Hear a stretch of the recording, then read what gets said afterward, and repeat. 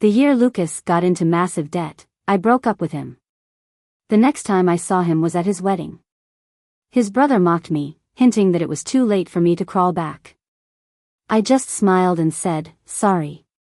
I was the bride at this wedding. To my surprise, Lucas was standing right behind me, silent.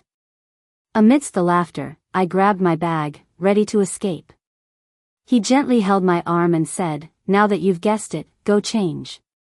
The wedding's about to start. After leaving the hospital, I headed straight to the nearby convenience store. I instinctively grabbed a cold beer. The moment the cool aluminum touched my hand, my stomach began to ache.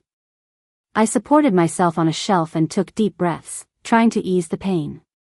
After a while, I had caught my breath and my sweat had dried. I ended up buying a warm bottle of milk. Sitting under the shade of a tree, I gulped down some of it before checking my messages again. My ex-boyfriend, just off my blocked list, had sent me an e-invitation to his wedding. The groom's name was clear as day, Lucas. But there was no mention of a bride. I smirked, feeling a chuckle bubble up. I didn't hold back and just laughed out loud. Mandy walked by, frowning at me, all serious. Vivian, your illness is serious. Even if you're giving up on treatment, you shouldn't harm yourself with booze. I waved the milk bottle at her, innocent look on my face. Mandy, it's milk. My ex is getting married, and I'm happy for him. Mandy was momentarily shocked, apologized for whatever she had assumed, and left. Yet, she didn't get too far before turning back to give one last piece of advice. Vivian, even though the chances of recovering from stomach cancer are low, I still think you should try. Nah, Mandy. I finished the milk, cleaned the bottle, and put it in my bag. I'm so broke I'd sell bottles, definitely can't afford treatment. The next day, I did my makeup perfectly, trying to hide my sleepless night. Just on time, I pushed open the doors to the banquet hall. I thought I'd just sit at the farthest seat, take a quick look at Lucas, and leave. But the scene inside confused me. Sunlight streamed through the windows, casting a golden glow on the yellow roses and hydrangeas forming a floral arch. The room was quiet, only a silhouette stood alone at the end of the red carpet. It was like a dream wedding. I stood frozen, waiting for judgment, watching the silhouette slowly approach me. Maybe a century passed. Lucas finally stood in front of me again. Sharp suit, tidy as ever. He looked just like before, with that aloof, distant demeanor. I dug my nails into my palm, forcing a smile. Where's everyone else? Half an hour later. Was I too early? I pulled out my phone to check again. I moved the ceremony time up by half an hour. Lucas adjusted his glasses, his tone serious. I was afraid you wouldn't come. I lowered my head, feeling a bit bitter. Wanting your ex to witness your happiest moment is pretty human. And feeling a pang of sourness is pretty human, too. I picked the farthest seat and sat. People trickled in, mostly faces I didn't know. Probably Lucas's college network. He's said to be a rising star in the legal field, charming and surrounded by admirers. The thought of meeting the mysterious bride who won over Lucas filled me with envy. Someone chose this moment to poke the bear. Oh, isn't this Vivian? Heard you dumped Bob when you learned he was in debt and now showed up at his wedding? Don't you know? The debt was a misunderstanding.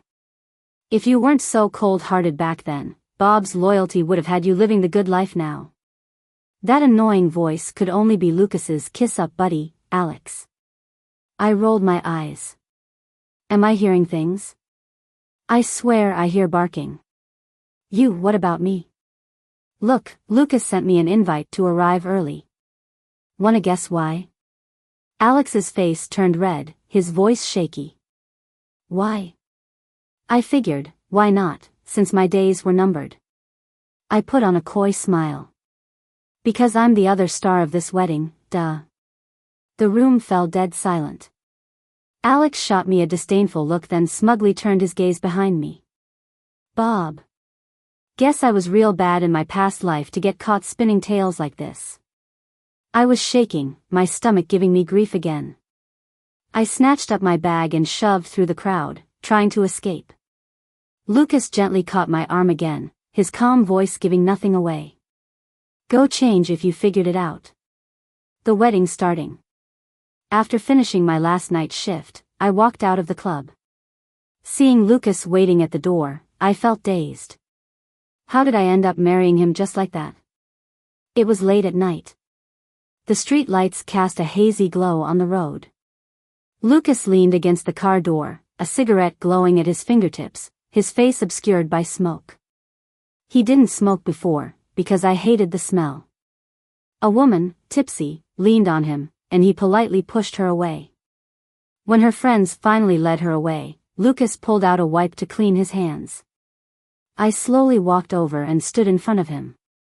Do you know what I do? He paused, looking up, a slight frown as he noticed my heavy smoky eye makeup. I didn't get in Lucas's car, so he just followed me slowly. When I reached a corner, I crouched down, waiting. I only got back on my feet once Max jumped into my arms, curling up into a little ball. I said, Max, I quit my job. I won't be walking down the street anymore. You want to come home with me? If you agree, just meow a few times. Max seemed to understand, and meowed non-stop. So, I kept walking forward with him in my arms. Not long after, my phone rang. I turned around and placed Max on the car hood while Lucas looked at me, puzzled. Debt's paid off? Vivian's voice came over as I hit the answer button. Yeah, I replied with a smile, and I got married. Vivian was silent for a few seconds before asking, to who? Lucas. Does he know what you did? Even though she couldn't see, I instinctively shook my head, no, and he doesn't need to know. Aren't you worried he might have ulterior motives? I looked at Lucas, who was making wide-eyed faces at Max. He looked gentle and handsome, just like I remembered. So I kept shaking my head and said in a defiant tone, Vivian, if you met him, you'd understand that regardless, I came out on top. The call ended, and I picked Max up again. Opening the car door, I noticed a familiar good luck charm hanging from the rearview mirror. Lucas noticed where I was looking and spoke softly, the old one got ruined, so I went and got a new one. He said it so casually, yet my thoughts were yanked back to that summer. My stomach is pretty sensitive, especially in the hot summer, and I often got sick and headed to the hospital frequently. Even a serious guy like Lucas joked once, as he fed me porridge, you don't have the life of a princess, but you've got princess syndrome. It was because of that comment that I was mad at him for a long time. Long enough that rumors spread on campus about Lucas having a huge debt and he might have to drop out to pay it off, yet he remained calm as ever. It was only when he asked me out and handed me that good luck charm that I saw the regret and guilt on his face. He said, Vivian, I'm sorry, I spoke without thinking. I didn't consider your feelings. I went to the temple specifically for this good luck charm, it's really effective, wear it. I also plan to learn to make more stomach-friendly foods, please don't be mad at me. What did I do back then? I tossed that charm into the fountain and told him with a blank face that we were breaking up. I said, Lucas, you've got so much debt, and life won't be easy ahead. Since you called me a princess, how can I live a tough life with you? Let's break up. Maybe I wasn't the only one who remembered our past.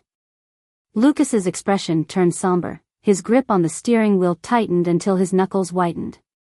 I lowered my head, petting Max while quietly enduring the cramps in my stomach. I'm kinda regretting it, Lucas. Was that charm really as effective as you said? If I had taken it, would things have turned out differently? I live in an old apartment building. As the car drove into the complex, Lucas's expression changed to something between miffed and distraught. I felt bad too, after all, I was the one who broke up because I didn't want to slog through tough times with him. So, I said goodbye to him downstairs. Thanks for driving me home. It's late, be careful going back. Lucas didn't even glance at me. Not saying a word, he parked the car and silently followed me upstairs. I sighed, but my stomach was burning by now, hurting like hell. I had no energy left to deal with him. Whatever, he can follow if he wants. By the time we reached the 5th floor, I could hardly hold Max anymore. As soon as the door opened, Max leapt from my arms and darted in. It was Max's first time at my place. He wagged his tail high in the air, exploring like it was his territory. Max lingered around my bedroom and bathroom, while Lucas wandered the living room and kitchen for a while. He brushed over the stove, getting his hands all dusty. He opened the cupboards and fridge to find a bunch of instant food and cat food cans. Lucas suddenly asked, "You've been in town this whole time, why couldn't I find you all these years?" Busy with Max's dinner, I didn't really pay attention to what he said or notice the change in his tone. Lucas's demeanor quickly turned aggravated. "Vivian, wasn't the pay at Nightfall pretty decent? Where's all your good living gone? You're barely managing yourself, yet you got a cat to care for?" Hearing his questions one after another, I was a bit stunned. Max sensed his uneasy presence, arched his back, and hissed at him.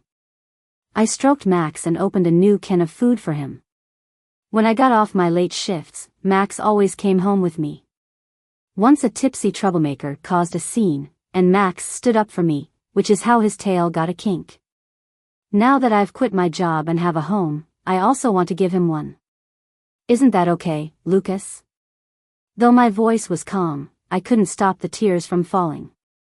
Lucas squatted down in front of me. He took out a handkerchief and wiped my face, not too gently either. I looked up at him, eyes red, only to see his were also red. My stomach growled loudly all of a sudden, and I clutched my gut in embarrassment. Lucas shrugged off his suit jacket, rolled up his sleeves, and went back to the kitchen. It didn't take long before he served a bowl of noodles. The taste was familiar as always, with a fried egg at the bottom. Quietly, I ate while he watched me silently. In the end, Lucas spoke in a tired voice, "Vivian, I'm sorry.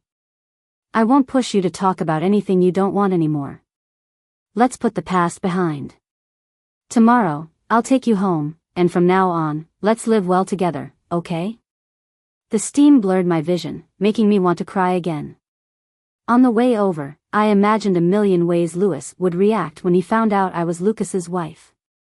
But I didn't think he wouldn't be home, and instead, I'd see someone unexpected. Mandy was smiling as she took the gift from Lucas. When she saw me walking out from behind him, her smile turned stiff. Seeing this, Lucas asked, "Vivian, have you met Susan before?" "Not at all, Lucas. I just didn't expect your new wife to be so pretty. You should have introduced her sooner. Oh, by the way, Bob's stuck on some questions. Why don't you head upstairs and give him a hand?" Mandy spoke up quickly and got Lucas out of the room. Seeing her demeanor, I understood a bit of what was going on. I didn't say much and sat down on the couch with her. "Vivian, did you tell little Lucas about your health?" "No." Mandy's face dropped. "Vivian, it's one thing to not take responsibility for your own life, but why drag others down too? Not take responsibility for my life?" I remembered her telling me to stop drinking and hurting myself and encouraging me to keep going with my treatments. But now she tosses out something dismissive like that? And being Lucas's stepmom, what gives her the right to tell me to just let go? All my jitters about meeting the family disappeared. I stared straight at Mandy and said sarcastically, "Mandy, maybe since you've been with the Lucas family only for a short while, you didn't know Lucas and I have been together since high school. A pretty face is a gift from above, a trump card. But without the means to protect yourself, relying solely on that is a dead end. I'm an orphan. I lack the power to protect myself, and there's no one else to do it either." The head of the orphanage was kind, but she had more than just me to care about. So in those first 2 years of high school being bullied, I just told myself to hang on. Until the day Lucas, the transfer student, showed up. Just one look exchanged, and the bullies locked me in the bathroom all night. It wasn't a big deal, really. But that night, the head of the orphanage couldn't reach me, got into a car accident from exhaustion. She wasn't hurt badly, but it pushed me to the breaking point. I didn't want to be a burden anymore. So I planned to take down those bullies with me. I clutched the knife in my pocket, ready to use it on them and myself in the end. But Lucas grabbed my hand firmly. Somehow, he knew what I planned and dragged me out of the school. I thought he was meddling, shook his hand off angrily. He rubbed his brow and calmly said the first thing that made me stop. "Vivian, I almost ended up at Sunflower Orphanage. So I know how good the headmistress is, and she wouldn't want to see you like this." Lucas said a lot to me that day. He said no one deserves to just give up on their life, that there were better ways, didn't have to resort to extreme measures, said I could better myself, so much that they'd be left in the dust. I stared at him, thinking it was all just words. I wasn't strong enough to act like nothing happened while being bullied. Lucas looked at me too. The evening breeze was intoxicating, his clothes fluttering. He looked at me for a long time, then promised with conviction. "I'll stand in front, Vivian. You just keep moving forward, don't look back." He kept his promise. I think back then, I just needed someone to reach out and help. By college, things finally seemed to look up. But then everything turned upside down. There were rumors about Lucas owing his father's debt. I knew he wasn't close to his dad. His dad forced his mom into divorce with emotional blackmail, and she ended up taking her own life. Why would Lucas pay his dad's debts? I went to his house, needing answers. But I overheard Louis on a call around the corner. I rushed into the marriage and didn't check the contract carefully. Luckily, I got Lucas to fill it out. He'll take the fall. What's so ruthless about it? The kid's so young. If I can't pay the debt and end up in jail, what about the kid? I couldn't listen anymore and knocked the phone out of his hand. Louis's expression shifted for just a second before he was back to his usual self. His refined face now seemed fake. "Little Vivian, there are things you'd better pretend you never heard. Lucas is gonna have a tough time. You should look out for yourself and break up with him. Uncle won't hold it against you." His shamelessness was laughable. And I was confused. "Isn't Lucas your son? Because he's my son, he should share the burden." That's when I realized what Lucas meant when he said he almost became a part of Sunflower Orphanage. He must have tried to save himself countless times too. If not for him, I wouldn't be who I am now. So I decided to save him in return. We got along well until college, until rumors spread about him dropping out to pay debts. That's when I broke up with him. I wasn't sure if the person Louis talked to was Susan. So I tentatively asked, "Susan, do you know about Lucas's debt situation?" Susan's face immediately went pale. Her chest heaved, eyes turned red like blood. I knew I hit a nerve, made her anxious. But I didn't expect her to kneel before me. "Little Vivian, I know Louis was wrong there, but you don't have much time left. Little Lucas has had it rough. If you're upset, take it out on Aunt and your Louis, but please leave him alone, all right?" I felt a string snap in my head. Why does it feel like everything's suddenly my fault?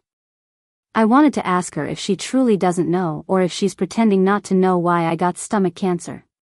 Lucas showed up right as I was on the verge of breaking down. He came down the stairs, saw Susan kneeling, and paused for a moment. Then he quickly walked over to me and held me in his arms. "Aunt, I brought Vivian back because Dad said once we settled down, should introduce you to my better half. But it seems like you don't welcome us. That's fine. Let's stop contacting each other and just live our separate lives." Lucas hugged me as we walked out. The pent-up emotions didn't get better, and I started feeling a bit resentful of him. So I pulled away from his embrace and sneered. I asked, "Lucas, you see your stepmother kneeling before me, but you don't ask what I did to cause this?" Lucas looked stunned, pinched his brow, and sighed after a long pause. "Vivian, I was wrong not to discuss it with you before bringing you here. But I thought we agreed last night that it would just be the two of us, living well together. You're the one I'm spending my life with. If I'm not on your side, then whose side should I be on?" So, to him, maybe I wasn't entirely right, but he chose my side because I'm his wife. For a moment, I felt like such a joke. And suddenly, I realized he wasn't the same Lucas as before. He kept talking about later. But I don't have a later. Let's just treat these past few days as a final goodbye. After figuring things out, I adjusted my expression.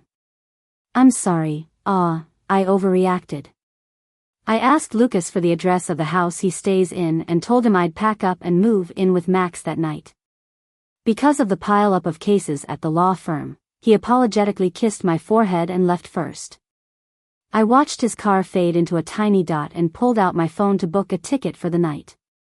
Lucas's perspective. Lucas had been feeling uneasy. This feeling peaked when he opened his door to find the house in complete darkness. He pulled out his phone to text Vivian, and what he saw was the familiar red exclamation mark.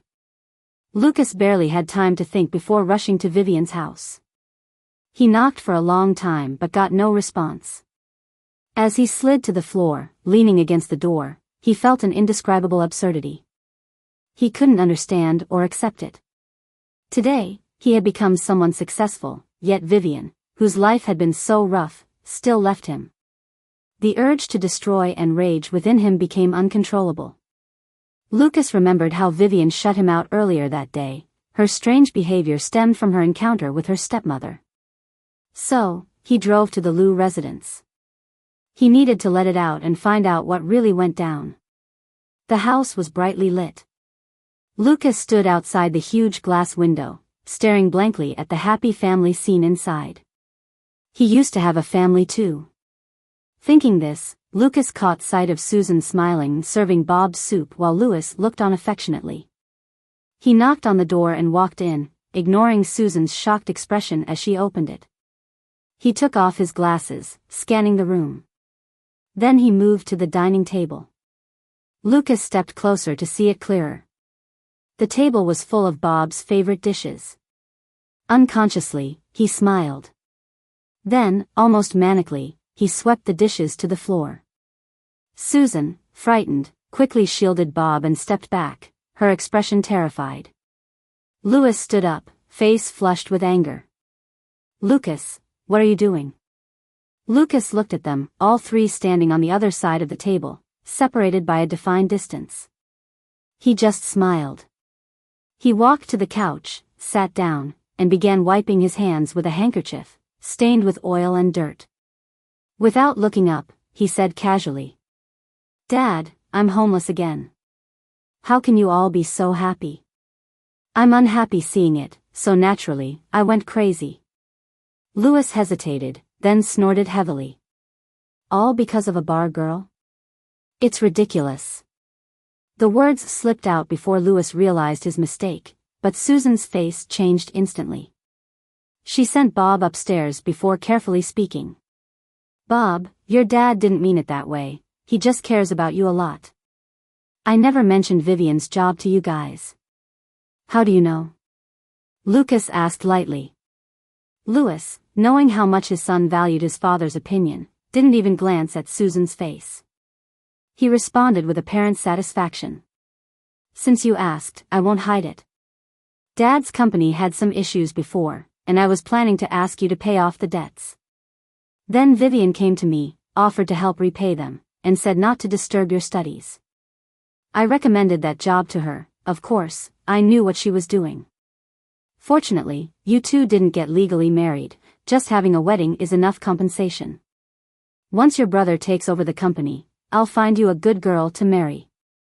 Vivian's probably not clean anymore." Lucas put his glasses back on and looked at his father as if seeing the man for the first time. This moment made him understand why Vivian felt she didn't owe him anything. He had been the one in debt to her all along. After hearing Louis's words, Susan sat down on the floor, covering her face and crying. But Lucas just laughed again. He looked at Louis, his eyes, though smiling, were completely cold. "Thank you for letting me realize just how stupid I am. This is the last thing you did for me as a father. And this is the last thing I'll tell you as your son. I'm officially suing your company over non-compliant contract processes and financial dealings. You better get a lawyer soon. Even if your chances of winning are close to none. Louis looked stunned, clutching his chest, cursing, ungrateful child, before collapsing. After the dean passed away, we chose a sea burial. So my plane ticket was to an island. Honestly, I don't have any special feelings about the sea. But sitting on the beach, with the salty breeze hitting my face, I always find myself remembering the days at the orphanage. Not exactly wonderful, but not too bad either. It's just a past I can't touch anymore. I wrote the names of the dean and Lucas in the sand, watching as the waves came up and erased everything. I felt an unprecedented fear and uncertainty. Like realizing for the first time the reality of my approaching death. I can't hold on to anyone, and in the end, I can't hold on to myself. What are you standing there thinking about? Vivian came over, holding Max. Her voice was full of disdain, but her eyes were red, like a pretending to be fierce bunny. I was a bit flustered, not knowing how to react. Vivian put Max down, and he just curled up quietly by my legs. Even though she was crying too, Vivian reached out to wipe my tears. Once, you drank like you didn't care about your life. Now you're scared? Even with makeup, I can't compete with you for the top seller title now. I forced a smile, wanting to comfort Vivian. But she suddenly broke down, hugging me and sobbing. As if she was the one with stomach cancer. Actually, when I first started at the club, Vivian and I didn't get along. She thought I was pretentious, but when she found out I was there to pay off my boyfriend's debt, she always called me a hopeless romantic. Later, somehow, we grew close. I learned she was waiting for someone at the club. But now she says she's done waiting. She quit, saying she wants to be with me on this final journey. My health is getting worse. I can't eat much, and most smells make me want to throw up. It's only by the sea that I feel a bit better. So, I watch the waves every day, the rising and falling tides. When the sunset casts its glow over the water, I can't help but think of college days. At the start, I was pulled into clubs by seniors. I don't even know why, but I dragged Lucas into joining the drama club. Our first rehearsal was a gender-swapped Little Mermaid. Lucas played the Merman Prince. Actually, I secretly signed him up. But when he found out, he just smiled, pinched his brow, and went along with everything. He acted on stage, and I was mesmerized in the audience. Vivian, you have no idea, Lucas's acting was spot on. During the scene where he turned into sea foam, the audience was in tears. It felt so wrong watching it. You know how foolish the Little Mermaid seemed, sacrificing everything for love. Vivian sighed, resting her head on my shoulder. Vivian, aren't you just the same? Then tell me, will the Little Mermaid see her prince again? As life nears its end, what you want to let go of pulls you back even more. Staring at the sea, in a daze, I really thought I saw a figure coming against the light. He wore a plain white shirt, like when we first met. His hair wasn't styled, with bangs loosely across his forehead. He walked towards me firmly, reached out his hand, his smile gentle. Yet his eyes held a calm madness. He said, Vivian, we haven't gotten our marriage certificate. It doesn't matter if you disagree now, once you're gone, I'll take your death certificate to the register. Lucas and I got our certificate on the island. After that, we stopped talking about the past or the future. As if this would make the present last longer. At night, I could hardly sleep. Watching Lucas sleep next to me, his back to me, I sneaked out to the balcony to stare into nothing. Curled up in the lounge chair, the inky night sky above, stars twinkling like tears. It was eerily silent around. But then, there was a loud thump from the bedroom. Lucas stumbled out, disheveled, without slippers. The moment he saw me, tears fell uncontrollably. He crouched before me, shakily hugging me, burying himself in my arms. Vivian, I thought you were gone again. What do I do, Vivian, please don't leave me again. We both knew the answer. I raised my hand, stroked his hair, couldn't bring myself to say anything comforting. Eventually, I felt unexpectedly better. Remembering that I hadn't gotten the 2 protective charms Lucas had prayed for, I took him to the island's temple. The temple steps were many. Lucas wanted to carry me up, but I declined. I wanted it to seem sincere. By the time I reached the top, my legs were shaking uncontrollably. I prayed for a charm from the head monk, who looked pityingly at me, knowing my days were numbered but said nothing. I knelt before the Buddha, wishing for Lucas to live long and well, encouraging him to start anew after I'm gone. Leaving the temple, I ran out of strength. I opened my arms to Lucas, who immediately understood and knelt down. I clung to his back, watching him steadily descend the steps with me. His steady steps and gentle motions lulled me towards sleep. I forced myself awake, tying the protective charm around his neck. Lucas, may we be happier in the next life. Lucas's epilogue. Vivian died on Lucas's back. After saying those words, her hand fell limp. In that moment, everything seemed to vanish in the chaos of the world. Lucas bit down hard, trying to keep moving forward. But tears blurred his vision, making it impossible to see the path ahead. Vivian, you left me again. Honestly, Lucas never really figured out who was more merciless between him and Vivian.